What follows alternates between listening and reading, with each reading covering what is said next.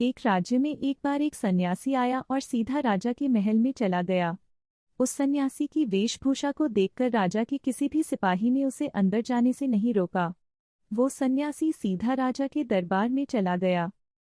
सन्यासी को अपने सामने खड़ा देख राजा ने उनसे पूछा, आप कौन हैं और क्या चाहते हैं? सन्यासी बोला, मैं एक आध्यात्मिक गुरु हूँ और प्रवचन देने के लिए दूसरे राज्य जा रहा था, लेकिन अब दिन ढलने को आया है तो मैं आज रात आपके महल में ही रुकूंगा। रात बिताने के लिए बस मैं थोड़ी जगह चाहता हूँ। सन्यासी की बात सुनकर राजा बोला, ये एक राजा का महल है, कोई विश्राम स्थल नहीं जो आप यहाँ रात में रुकना चाहते हैं। आप बाहर जाइए, वहाँ रहने की आपको कोई ना कोई जगह मिल जाएगी। सन्यासी ने राजा से फिर प्रश्न किया, महाराज क्या मैं जान सकता हूँ कि आपसे पहले ये महल किसका था?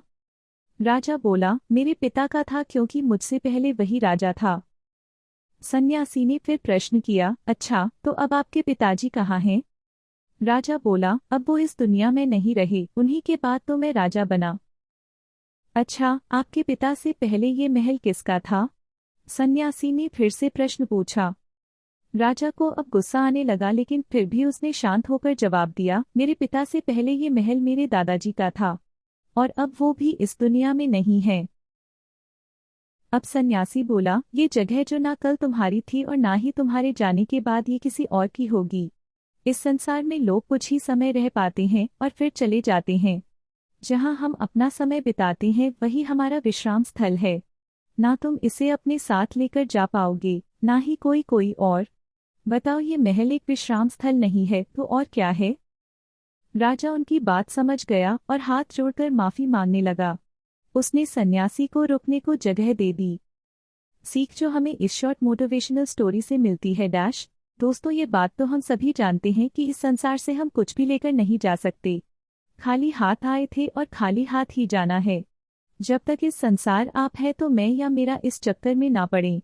जिंदगी में धन, लोभ, लालच के पीछे ना भागे। भागना है तो खुशियों के पीछे भागे। जिंदगी का मजा बहुत पैसों में या फिर बड़ी गाड़ी में नहीं है, जिंदगी का मजा है खुश रहने में। खुश रहो, क्योंकि दूसरे के पास चाहे बहुत पैसा है लेकिन इस दुनिया से वो जाएगा खाली हाथ ही और उसके धन का भोग कोई और करेगा। और अगर पैसा होकर भी आपका जीवन दुखों से भरा है तो आपकी जिंदगी अपने आप में ही बेकार है। याद रखना और इस पर गहराई से सोचना, आलीशान जिंदगी से बेहतर है एक खुशहाल जिंदगी।